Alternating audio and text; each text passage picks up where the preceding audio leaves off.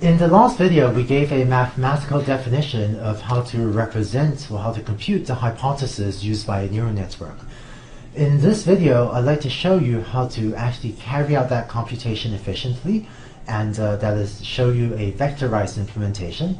And second, and more importantly, I want to start giving you intuition about why these neural network representations might be a good idea and how they can help us to learn complex nonlinear hypotheses.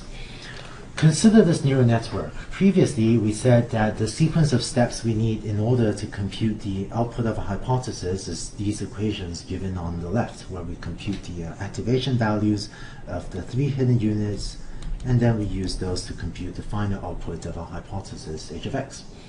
Now, I'm going to define a few extra terms. So this term that I'm underlining here, I'm going to define that to be z superscript 2 subscript 1, so that we have that a21, which is this term, is equal to g of z21.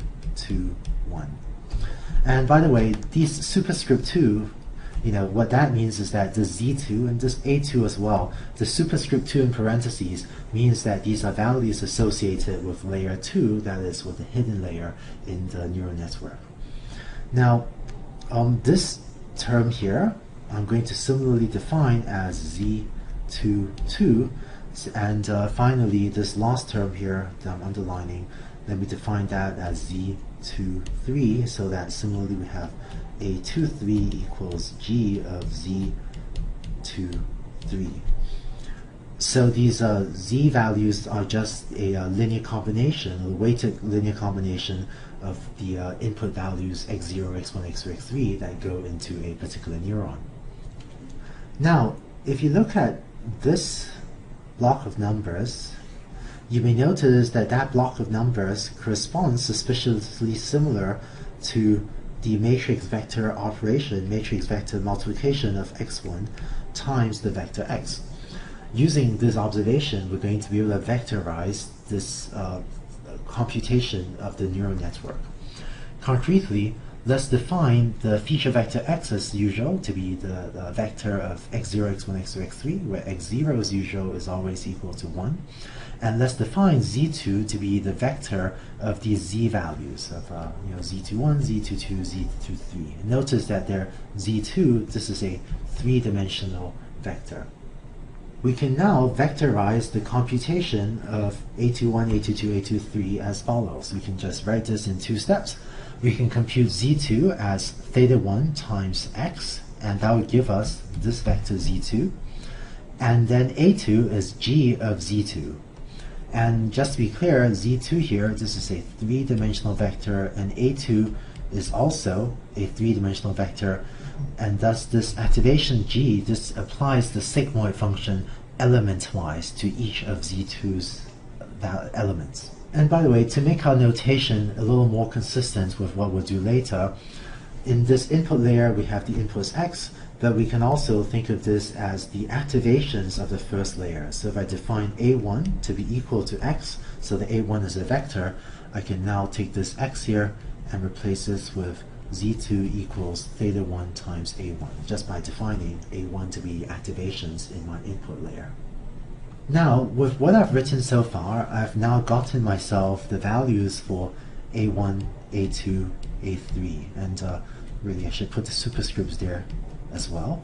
But I need one more value, which is I also want this a0 to, and that corresponds to a bias unit in the hidden layer that goes to the output layer. Of course, there was a bias unit here too that I just didn't draw on earlier. But to take care of this extra bias unit, what we're going to do is add an extra a0 superscript 2 that's equal to 1. And after taking this step, we now have that a2 is going to be a 4-dimensional feature vector because we just added this extra, a0, which is equal to 1, corresponding to the bias unit in the hidden layer. And finally, to compute the actual value output of our hypothesis, we then simply need to compute z3. So z3 is equal to this term here that I'm just underlining. This inner term here is z3, and z3 is theta2 times a2, And finally, my hypothesis outputs h of x, which is A3. That's the activation of my one and only unit in the output layer. So that's just real number. You can write it as A3 or as A31. And that's G of Z3.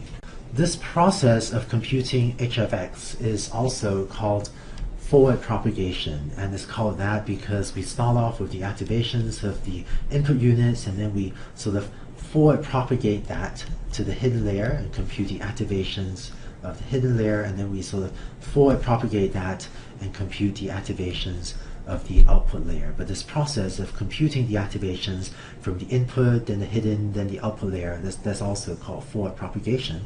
And what we just did was we worked out a vectorized implementation of this procedure. So if you implement it using these equations that we have on the right, this will give you an efficient way, a relatively efficient way of computing h of x.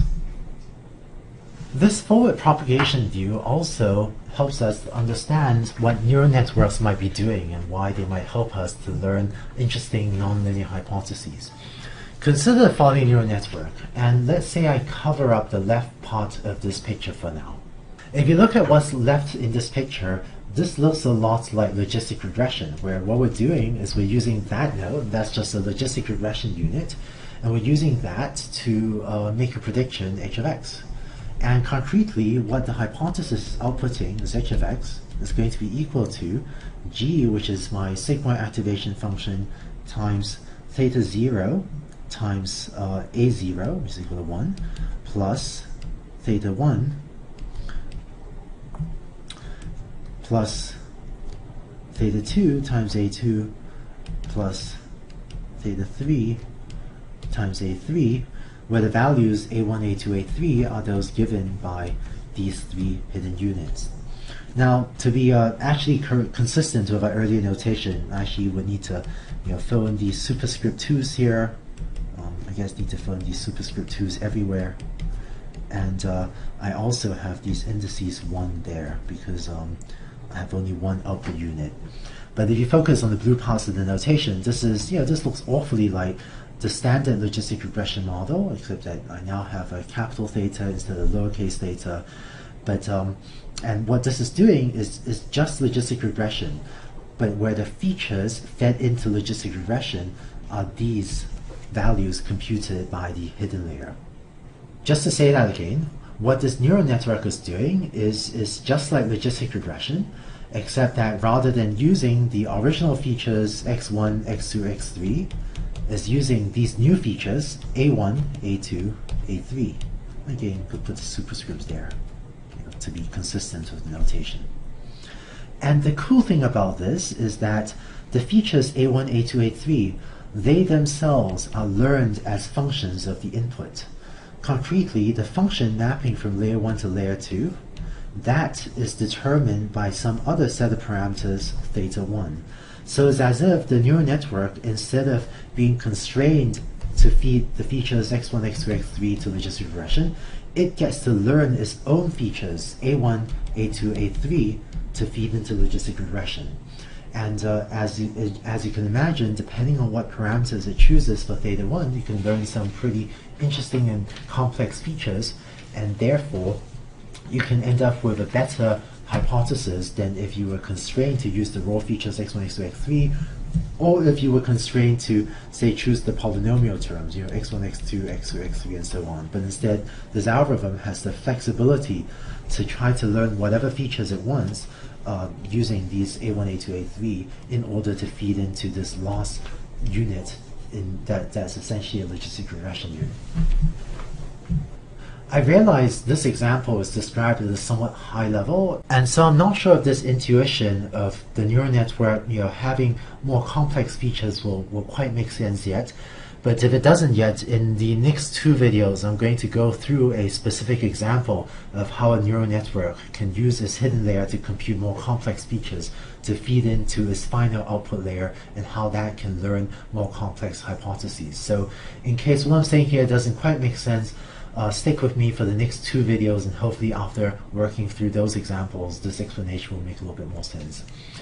But just to point out, you can have neural networks with other types of diagrams as well. And the way that neural networks are connected That's called the architecture. So the term architecture refers to how the different neurons are connected to each other. This is an example of a different neural network architecture. And once again, you may be able to get this intuition of how the second layer, here we have 3 hidden units that are computing some complex function maybe of the input layer, and then the third layer can take the second layer's features and compute even more complex features in layer 3, so that by the time you get to the output layer, layer 4, you can have even more complex features of what you were able to compute in layer 3, and so get very interesting nonlinear hypotheses. By the way, in a network like this, layer 1, this is called an input layer, layer 4 is still our output layer, and this network has 2 hidden layers. So anything that's not a input layer or an output layer is called a hidden layer. So hopefully from this video you've gotten a sense of how the feed-forward propagation step in a neural network works, where you start from the activations of the input layer and forward propagate that to the first hidden layer, then the second hidden layer, and then finally the output layer. And you also saw how we can vectorize that computation. In the next, I realized that some of the intuitions in this video of how other certain layers are computing complex features of the early layers, I realized some of that intuition may be still slightly abstract and kind of at a high level. And so what I'd like to do in the next 2 videos is work through a detailed example of how a neural network can be used to compute nonlinear functions of the input, and hopefully that will give you a good sense of the sorts of complex nonlinear hypotheses we can get out of neural networks.